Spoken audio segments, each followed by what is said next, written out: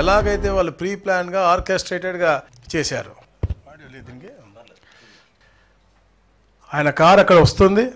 ప్రకాష్ రెడ్డి 25 ఎకరాల తోటలోంచి కరెక్ట్గా 5 ట్రాక్టర్లు వస్తున్నాయి. ఓకే, చూడండి, ఆ మూడో కారు మాజీ ముఖ్యమంత్రిది.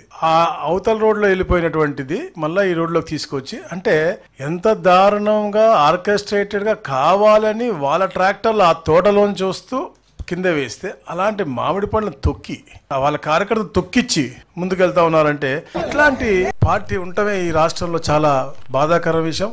ప్రజలందరూ కూడా దీన్ని గమనించాలి.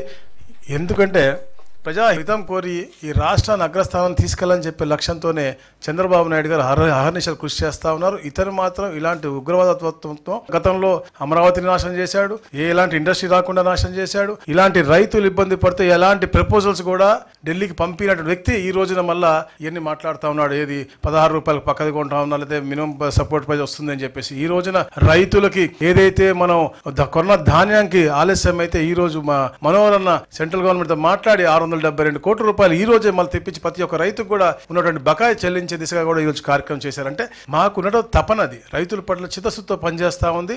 ఎప్పుడు కూడా రేట్లు మనకి ఏదైతే అధిక ధరలు ఉన్నాయో దాన్ని కంట్రోల్ చేయడం కానీ, రైతుకి ఎంఎస్పీ ఇవ్వటం కానీ, రైతు ఏదైనా నష్టపోతా ఉంటే అతను కాపాడే దిశగా ఈ ప్రభుత్వం పోతుంది. కానీ ఎక్కడ కూడా రైతులకి ప్రజలకి నష్టం చేయదని చెప్పేసి కూడా మీకు తెలియజేస్తా ఉన్నాం.